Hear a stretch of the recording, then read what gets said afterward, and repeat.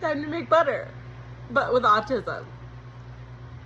So we just added heavy cream into the mixer and turned it on and let it go crazy, and I don't have a shield for it, so yes, the buttermilk goes everywhere.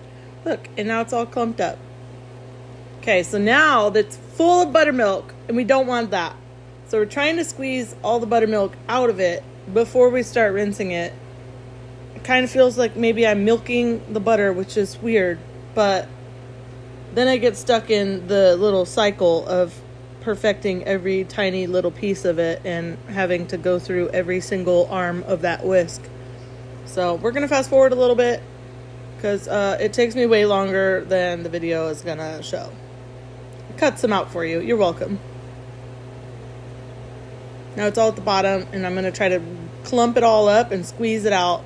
And you'll see later, look at all that. You'll see later that when I go to dry squeeze it out, it doesn't have a lot of buttermilk left in it. I've been trying to figure out how to get all this out. Every time I make butter, I'm just constantly trying to figure out how to get it out. And ultimately, I end up just trying to squeeze it. And half the time, I end up dropping a big blob of the butter into the sink on accident. So this round, I'm going to get stuck cleaning the whisk again, just trying to get all the little pieces. I just keep trying to perfect every little piece, which is it possible. I cut some out for you. You're welcome again. Oh, here we go. Back at it. We're going to clean every little bit. Doink. Okay, so now that we got that done, now we're going to knead it and try to squeeze any other remaining buttermilk out. But even here, you can see, normally I have like a whole bowl full of buttermilk when I'm squeezing it, but because I pre-squeezed on the whisk, there isn't a lot. But it took me a while to realize that I wasn't getting as much buttermilk out of this, so I just keep going and going and going. It's kind of a messy process, but I think part of it is because my brain needs it to be orderly, so we're going to put some water in. You know why? Because the bowl has a little tiny bit of remnant of buttermilk in it, and I wanted to rinse it all out before I rinse it. So we're going to pre-rinse before we rinse. So I've also tried multiple ways of doing cold water. They say wash it in cold water until the water in the bowl is clear. I've tried ice in the bowl while I'm kneading. That just ultimately leaves me clumping up a bunch of ice into the butter. I've also tried putting ice cubes into the mixer with clean water, and that just shoots the ice cubes out everywhere. So I ended up filling a pitcher with clean water and some ice cubes, and that seemed to work really well. And in the beginning, the first time you knead it, it's not as hard because of the cold water. It needs some time to get cooled down. So I'm using the spatula on that one. The problem is that they say you need to keep doing it until it becomes clear. But in my mind, that means the water has to be perfectly clear. And I don't know if that's actual factuals or if it's just the tism. But in my mind, it's got to be all the way clear. So I just go through this process for way too long. People probably take like 5 seconds to do this whole process, but not I. I'm going to do it right. I'm going to do a great job. And we're just going to keep doing that. We're going to keep dumping it, and we're going to keep adding more water. We're going to knead it, and then the side of the bowl is going to get super messy with all the butter everywhere. So then we're going to keep stopping so we could scrape the wall because it makes me crazy to have it everywhere. We're just going to scrape it all, get it all contained back into one pile, and then we're going to keep kneading it, and then we're going to keep rinsing it, and we're going to keep dumping it out. The other thing that I thought was funny was that every time I saw something and it said use ice water, I thought that meant like put water in the bowl with ice cubes, but it just meant like cold water. So just use really cold water. And as I'm adding more and more ice water, it is slowly getting a little harder and a little easier for me to work with my hands. But I just can't stop scraping the edges because it just keeps getting everywhere. And no matter how many times I do this, I can never seem to get all the water to be clear. So this is why I have pre-squeezed it so much, because I just want to get as much of the buttermilk out as we can before rinsing in hopes that it will help my brain to be able to see kind of clear water. So we got all the water out, and now we're going to try and start straining all the water out, which means we're going to need some more and try to get all of the water out of the butter. I'm glad that I stopped. So I have to cut myself off. My husband often tells me you have to zoom out because I've zoomed in too far and I'm paying too close of attention, and if I were to zoom out, it would be fine, and so I had to do that with the butter. And even here you can see there's not really a lot of water coming out, but in my mind, I gotta keep squeezing and squeezing and squeezing because there's probably water hidden in there and I gotta get it out. I don't really know the proper hand technique for getting the butter out or the water out, so I just do my best.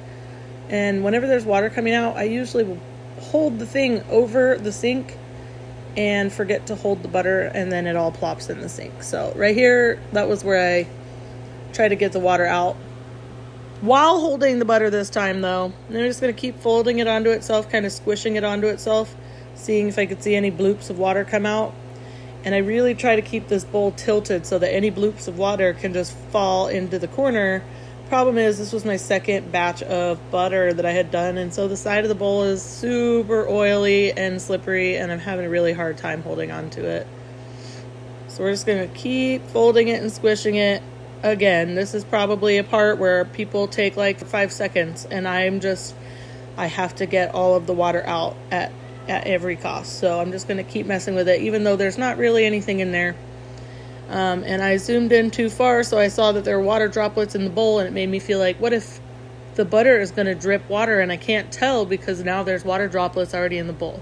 So I ended up drying the whole bowl off so I could see if there's actually any water droplets. I'm pretty sure that butter's done. I'm pretty sure that butter was done like minutes ago.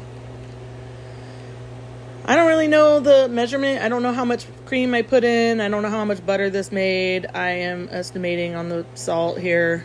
But I like that I can put my Celtic sea salt in.